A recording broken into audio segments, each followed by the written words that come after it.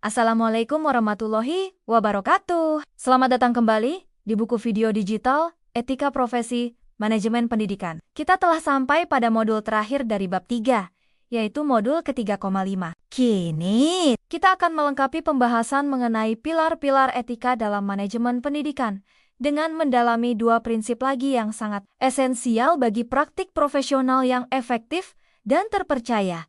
Kerahasiaan dan kompetensi. Kedua prinsip ini berkaitan erat dengan bagaimana kita menangani informasi sensitif dan bagaimana kita memastikan bahwa kita memiliki kemampuan yang memadai untuk menjalankan amanah profesi kita. Mari kita mulai dengan prinsip kerahasiaan. Secara definisi, kerahasiaan adalah kewajiban etis dan seringkali juga merupakan kewajiban hukum untuk tidak mengungkapkan informasi yang bersifat pribadi, sensitif, atau rahasia mengenai seseorang yang diperoleh dalam kapasitas profesional kepada pihak ketiga, kecuali dengan adanya persetujuan eksplisit dari individu yang bersangkutan atau adanya dasar hukum atau etis yang sangat kuat untuk melakukannya. Ini adalah tentang menjaga kepercayaan yang diberikan kepada kita ketika seseorang berbagi informasi pribadi. Mengapa kerahasiaan begitu vital dalam konteks pendidikan? Membangun kepercayaan. Ini adalah alasan paling fundamental. Siswa yang menghadapi masalah pribadi, orang tua yang khawatir tentang kondisi anaknya, atau staf yang mengalami kesulitan, hanya akan merasa aman untuk terbuka dan mencari bantuan jika mereka percaya bahwa informasi yang mereka bagikan akan dijaga kerahasiaannya. Tanpa kepercayaan ini, fungsi bimbingan konseling, diagnosis kesulitan belajar, atau bahkan hubungan kerja yang sehat akan terhambat. Melindungi hak privasi.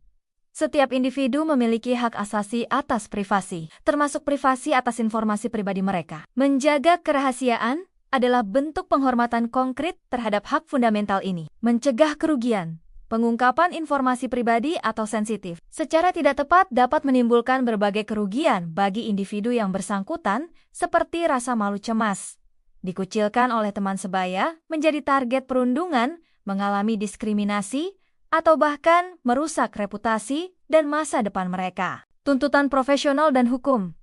Kewajiban menjaga kerahasiaan secara eksplisit tercantum dalam banyak kode etik profesi, termasuk Kode Etik Guru Indonesia. Selain itu, peraturan perundang-undangan yang berkaitan dengan perlindungan data pribadi juga memberikan landasan hukum bagi kewajiban ini. Informasi apa saja yang umumnya dianggap rahasia dalam konteks sekolah, contohnya meliputi namun tidak terbatas pada data pribadi dan akademik siswa, nilai detail, catatan pelanggaran disiplin, riwayat kesehatan, kondisi keluarga, hasil tes psikologi, catatan bimbingan konseling, informasi pribadi staf, detail gaji, evaluasi kinerja individu, masalah kesehatan atau keluarga yang dibagikan secara pribadi, catatan kepegawaian, informasi yang dibagikan oleh orang tua dalam konteks konsultasi pribadi mengenai anak atau keluarga mereka. Notulensi rapat internal yang membahas isu-isu sensitif atau strategi yang belum dipublikasikan. Dalam beberapa kasus, data agregat institusi sebelum dirilis secara resmi. Sebagai seorang manajer pendidikan, Anda memiliki tanggung jawab ganda terkait kerahasiaan,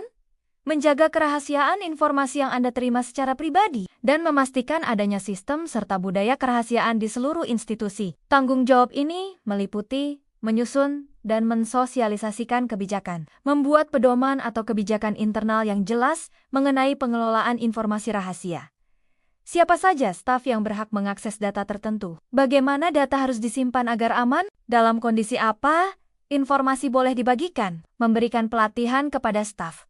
Memastikan seluruh guru dan tenaga kependidikan memahami betul prinsip kerahasiaan. Jenis informasi apa saja yang perlu dijaga dan prosedur yang harus diikuti. Kesadaran adalah kunci pencegahan pelanggaran. Mengimplementasikan pengamanan data, mengambil langkah-langkah praktis untuk melindungi keamanan data, seperti penggunaan lemari arsip terkunci untuk dokumen fisik, penggunaan kata sandi yang kuat dan enkripsi untuk data digital, serta pembatasan akses ke sistem informasi sekolah. Menjadi teladan. Secara konsisten, menjaga kerahasiaan informasi yang Anda dapatkan dalam posisi Anda. Hindari bergosip atau mendiskusikan masalah pribadi siswa atau staf di tempat, atau dengan orang yang tidak tepat. Menangani pelanggaran. Jika terjadi dugaan pelanggaran kerahasiaan, tangani secara serius, lakukan investigasi yang adil, dan terapkan konsekuensi yang sesuai jika terbukti. Namun, penting untuk dipahami bahwa kerahasiaan bukanlah prinsip yang absolut. Ada situasi-situasi tertentu di mana kewajiban menjaga kerahasiaan dapat atau bahkan harus dikesampingkan demi melindungi kepentingan yang lebih besar atau memenuhi tuntutan hukum. Batasan-batasan ini meliputi adanya persetujuan jika individu yang bersangkutan memberikan izin yang jelas dan sadar untuk mengungkapkan informasi kepada pihak tertentu. Ancaman bahaya serius. Jika ada informasi kredibel yang menunjukkan bahwa individu tersebut memiliki niat serius untuk menyakiti dirinya sendiri atau orang lain. Dalam kasus seperti ini, ada kewajiban etis dan seringkali hukum untuk mengambil langkah pencegahan yang mungkin melibatkan pengungkapan informasi kepada pihak yang dapat membantu. Ini dikenal sebagai duty to warn atau duty to protect. Dugaan kekerasan atau penelantaran anak di banyak yurisdiksi termasuk Indonesia Pendidik dan Tenaga Kependidikan memiliki kewajiban hukum untuk melaporkan setiap dugaan terjadinya kekerasan fisik, seksual, emosional, atau penelantaran terhadap anak kepada pihak berwenang yang ditunjuk. Kewajiban melindungi anak ini mengesampingkan kerahasiaan, perintah hukum. Jika ada panggilan pengadilan, surat perintah, atau tuntutan hukum lain yang sah yang mewajibkan pengungkapan informasi tertentu. Konsultasi profesional dalam rangka meningkatkan kualitas layanan. Seorang profesional terkadang perlu berkonsultasi dengan supervisor atau kolega profesional lainnya mengenai suatu kasus. Dalam konsultasi ini, informasi dapat dibagikan secara terbatas dan identitas klien dijaga seanonim mungkin dengan tujuan utama mendapatkan saran profesional demi kepentingan klien. Manajer pendidikan dan seluruh staf harus memahami batasan-batasan ini dan mengetahui prosedur internal yang harus diikuti jika menghadapi situasi dilematis tersebut. Sekarang, mari kita beralih ke prinsip kedua dalam modul ini, kompetensi. Kompetensi profesional merujuk pada kepemilikan dan pemeliharaan pengetahuan, keterampilan sikap, dan kemampuan penilaian yang diperlukan untuk melaksanakan tugas dan tanggung jawab profesional secara efektif, efisien, etis, dan sesuai dengan standar praktik yang berlaku dalam bidang profesi tersebut. Ini bukan hanya tentang memiliki kualifikasi formal, tetapi tentang kemampuan nyata untuk melakukan pekerjaan dengan baik. Mengapa kompetensi dianggap sebagai sebuah prinsip etis? Kewajiban terhadap klien atau siswa. Prinsip etis paling dasar adalah jangan merugikan dan berbuat baik. Memberikan layanan pendidikan atau kepemimpinan ketika kita tidak kompeten berisiko tinggi, merugikan siswa, baik secara akademik maupun perkembangan lainnya. Kita memiliki kewajiban moral untuk memberikan yang terbaik, dan itu hanya mungkin jika kita kompeten. Menjaga kepercayaan publik, masyarakat menyerahkan amanah pendidikan kepada institusi dan para profesional di dalamnya dengan asumsi bahwa mereka memiliki kompetensi yang diperlukan. Memelihara dan meningkatkan kompetensi adalah cara fundamental untuk menjaga kepercayaan publik ini. Menjaga martabat profesi.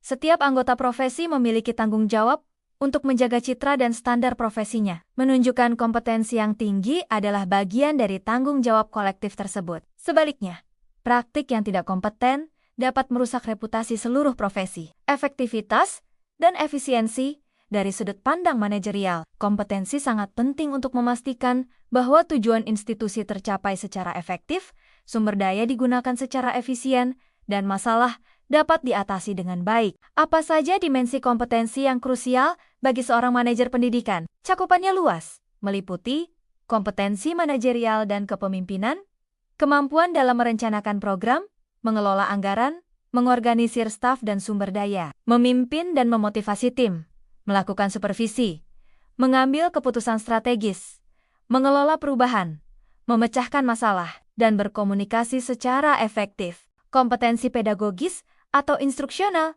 Meskipun seorang manajer mungkin tidak mengajar langsung, pemahaman yang kuat tentang prinsip-prinsip pembelajaran efektif, kurikulum, dan asesmen sangat penting untuk dapat memberikan kepemimpinan instruksional yang berkualitas dan membina guru. Kompetensi supervisi akademik dan manajerial. Kemampuan untuk melakukan observasi, analisis, evaluasi, dan pembinaan terhadap kinerja guru dan staf lainnya secara konstruktif. Kompetensi sosial dan interpersonal, kemampuan membangun hubungan positif, bekerja sama dalam tim, memahami dinamika kelompok, mengelola konflik secara efektif, dan berinteraksi secara baik dengan semua pemangku kepentingan. Kompetensi kepribadian, sifat-sifat personal yang mendukung kinerja etis dan efektif, seperti integritas, kematangan emosional, motivasi berprestasi, fleksibilitas, dan terutama, kemauan untuk terus belajar. Kompetensi teknis spesifik. Pemahaman mengenai peraturan perundangan pendidikan yang relevan. Standar nasional pendidikan, prinsip-prinsip pengelolaan keuangan sekolah, pemanfaatan teknologi informasi dan komunikasi untuk manajemen dan pembelajaran, dan lain-lain. Standar kompetensi kepala sekolah dan pengawas sekolah yang dikeluarkan oleh Kemdikbudristek dapat menjadi rujukan detail mengenai ini. Aspek kunci dari kompetensi profesional adalah komitmen terhadap pengembangan diri berkelanjutan. Kompetensi bukanlah sesuatu yang dicapai sekali waktu lalu selesai. Dunia pendidikan terus berubah, ilmu pengetahuan berkembang, teknologi baru muncul, kebijakan pemerintah berganti, karakteristik siswa dan tantangan sosial berubah. Oleh karena itu, seorang profesional yang etis wajib memiliki komitmen untuk belajar sepanjang hayat. Ini berarti secara proaktif dan berkelanjutan, berusaha untuk memperbarui pengetahuan dan wawasan, mengasah keterampilan yang sudah dimiliki, mempelajari keterampilan baru yang relevan, merefleksikan praktik kerja untuk mencari area perbaikan, mengikuti perkembangan riset dan praktik terbaik di bidang manajemen pendidikan. Bagaimana caranya? Bisa melalui berbagai jalur, mengikuti seminar, lokakarya, pelatihan, membaca buku, jurnal profesional, artikel, melanjutkan pendidikan formal ke jenjang yang lebih tinggi, aktif dalam organisasi profesi atau komunitas praktisi, belajar dari pengalaman rekan sejawat, serta melakukan refleksi diri dan meminta umpan balik secara teratur. Tanggung jawab seorang manajer pendidikan terkait kompetensi bersifat ganda. Ia tidak hanya bertanggung jawab atas pengembangan kompetensi dirinya sendiri, tetapi juga memiliki tanggung jawab etis untuk menciptakan lingkungan dan memberikan kesempatan bagi pengembangan kompetensi seluruh staf yang dipimpinnya. Pemimpin harus menjadi pendorong budaya belajar di institusinya. Kaitan antara kerahasiaan dan kompetensi.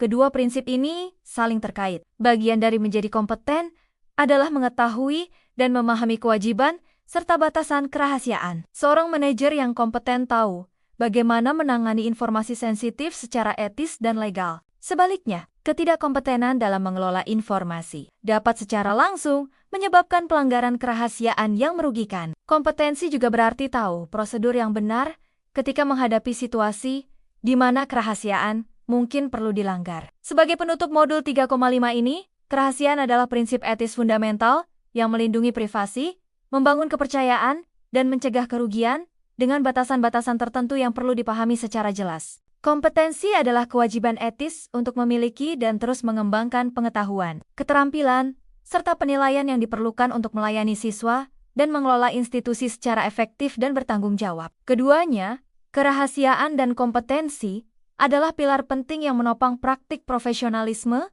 yang dapat dipercaya dan berkualitas tinggi dalam manajemen pendidikan. Seorang manajer pendidikan yang etis adalah ia yang dapat dipercaya untuk menjaga rahasia dan dapat diandalkan karena kompetensinya. Dengan berakhirnya modul ini, kita telah menyelesaikan pembahasan mengenai prinsip-prinsip inti etika dalam bab ketiga pada bab berikutnya. Bab 4, kita akan mulai menerapkan pemahaman kita tentang prinsip ini untuk menganalisis berbagai dilema etika yang nyata melalui studi kasus. Terima kasih atas perhatian Anda, semoga kita semua senantiasa diberi kemampuan untuk menjaga amanah kerahasiaan dan terus meningkatkan kompetensi diri demi kemajuan pendidikan. Wassalamualaikum warahmatullahi wabarakatuh.